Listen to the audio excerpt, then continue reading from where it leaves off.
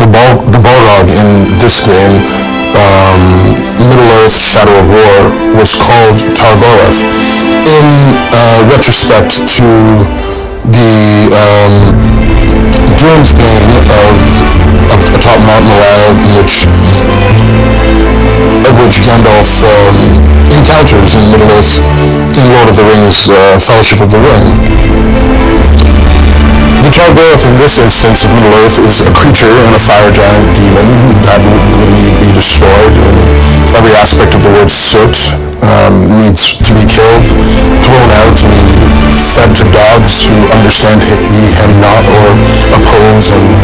irrationally oppose his justified will of, appealing to the people of Middle-earth from beneath the depths of Mordor.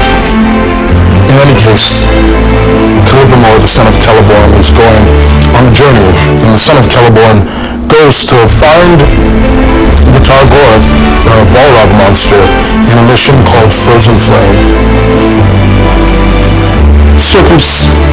Circumvently, we find that Celebrimbor, the ancient elven son of Finwë, and the descendant of Finwë, by blood of Celeborn and royal descent from King Manwë, goes on his journey to destroy this ancient Balrog in some of the execrable cities outside of Numenor. And basically, as he's going to destroy some of the other corrupted beasts, he finds the Goroth laying in wait for him as an obstacle upon his quest. The Balrog is a fire giant and a fire-eyed demon full of zeal, soot, and darkness cascaded in a dwarven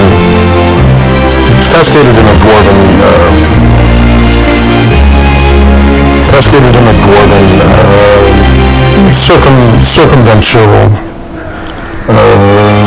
misrepresentation of fality, and the fecundity of his fallacy being that they're the servants of the devil, meaning fire, meaning dirt, meaning darkness, and the opposing feature being that the Valar have superior power to the fire-eyed giants who are descendants of the devil or the darkness. So the elves, the sons of the light, and who oppose the darkness of the Goroth and the fire giants,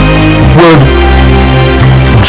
genuinely destroy each other in the events of Middle-earth as they cascade throughout the first, second, and third age, with the events of the first age belonging to King Manwë's exploits against Melkor, Morgoth's final demise, Sauron's uplifting of his decidedly the events of the first age denying him the right to rule over the Valar physically, and Iluvatar excommunicating Melkor from the community of the Valar because of the discord of the Anuniadale, which the Anuniadale was the songs and the chants and the chords of the Ainur, and the songs of the Ainur. So the songs of the Ainur became wrapped in discord and singing, were then utterly turned into chants of confusion, and Melkor then cascaded into the events of destruction, with Mordor competing against the will of Iluvatar. The events of Middle-earth are as follows. Melkor is excommunicated from the Holy Communion of the Valar, the ancient Ainur, his origin. Manwë defeats Melkor in the final battle of the First Age and awakens the elves. Melkor then erects Sauron, his disciple, as his chief minister and chief Maiar servant in order to execute the plan of Morgoth, which was to forge a ring more powerful than the Valar and to control all of Middle-earth. Fire-Red Balrog monster is going to be a competitor and is also adjacently the the opposite of a troll, which would be a fallen angel. This specific creature called the Balrog is a fire demon and controls the darkness, has power over fire and shadow. And basically, interpretively and in conjunct, you would have these fire giants roaring upon the free folk of men and elves in Middle-earth as terrorizing beasts that would fall and asunder every aspect of the creation of the first folk, which were men and elves. After the awakening of elves and after Manwë destroyed Morgoth and all of his opposition and all of his opposers, he would have the fire giants, mixed with their great lesser Mire affinity, which they have adopted from the Mire, and they become the servants of Sauron, the Dark Lord, who in turn was the servant of the original Dark Lord Melkor. Conclusively, we have the fire demons who are the servants of Sauron, fighting against trolls and other elves. So in the original first folk, before the first folk were created, we have King Manwë and his legion of elves that would follow him, and we would have King Melkor and his legion of dwarves that would follow him. And then the dwarves fell away and became orcs and lesser creatures like Balrogs and fire demons and fire demons. And we would have elves who then, instead of electing themselves to higher glory, those who would betray their master Manwë, King Manwë, would become trolls or fallen angels, and all of those monsters then leading to the events of the first folk and of the first age that would have enemy after enemy cascaded in battle after battle in the events that the first folk of men and elves would hopefully resurrect the Bright Lord King Manwë, the son of Eru-Ilúvatar, and have him rule over all of the people of all of Arda, which is the civilization of men, Aman, which is eternity, and create peace, harmony, and also stability to or concordance to the discord that was then created in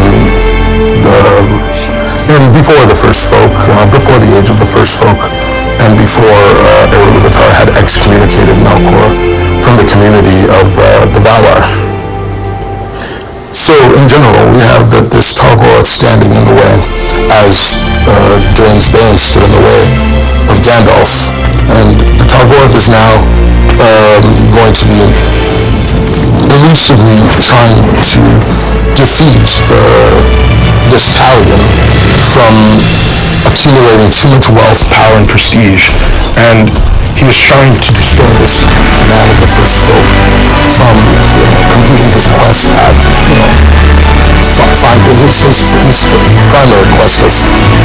redeeming himself from the destruction of his family and his wife and his daughter's death. And of course his secondary vision and quest of conquering Middle-earth and posing an opposition to the Dark Lord Sauron. Conclusively, in all, the Goroth stands as an opposed threat to Talion, Celebrimor, Galadriel, Baranor,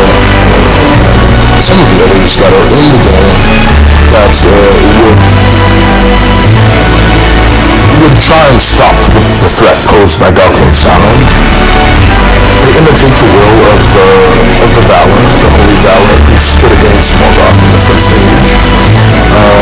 Before the awakening of the elves, who are the ancestors of Celebrimor and Celeborn, we had the Holy Valar fighting man on man, the Bright Lord Manwë against the Dark Lord Melkor, who then was vanquished and turned into a spider, and who then atop the fires of Mount Doom and atop Mordor itself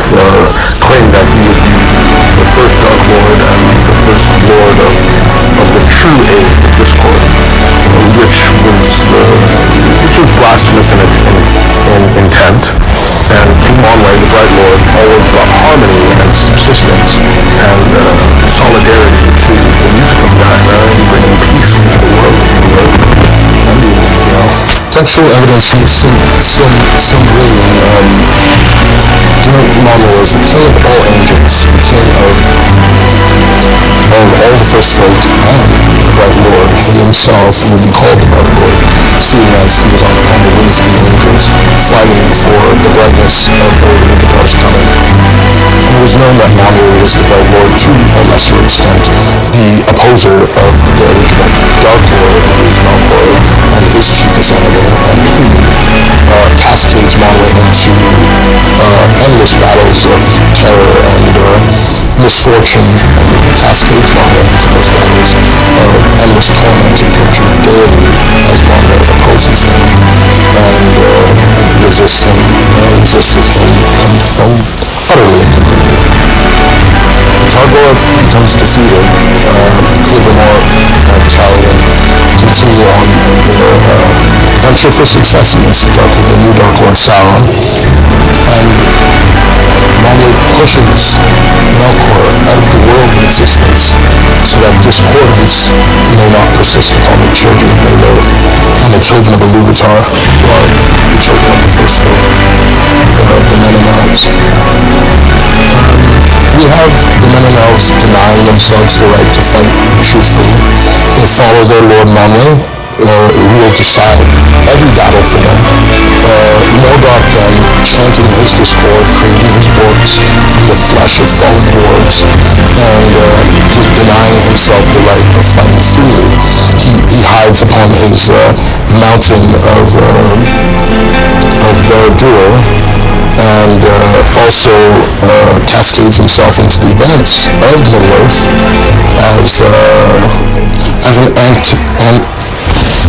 as an antithesis to Dark Lord Melkor. We have Sauron posing as the ineffable threat. Sauron then leads a war against Eonwe, the son of Manwe. And Sauron and Eonwe go into wars daily, fighting a war of attrition, and the battles of, the Bright Lord becoming Eonwe's battles, and the battles of Melkor becoming Sauron's battles. Manwe and Eonwe fight valiantly. Manwe then becomes king of his mountain of Tenektil.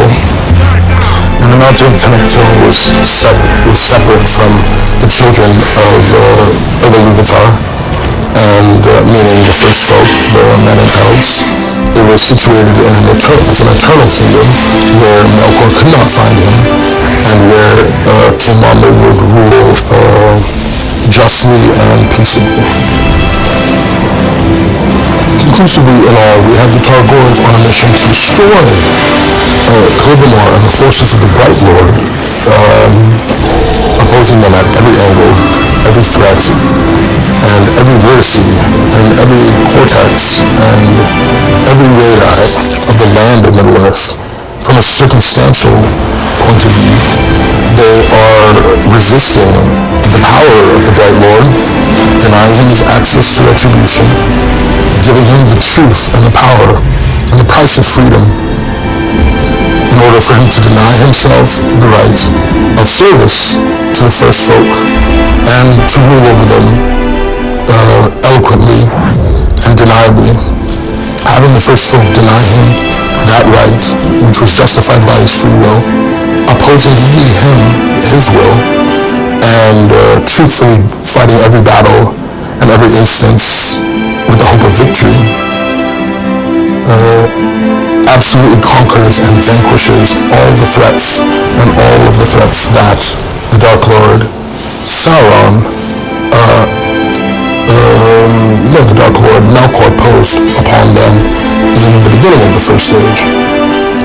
It cascades into the events of the Second Age, where Sauron is trying to eliminate Eonwe and all of his forces. And in all, we have the Bright Lord Manwe bringing peace and removing discord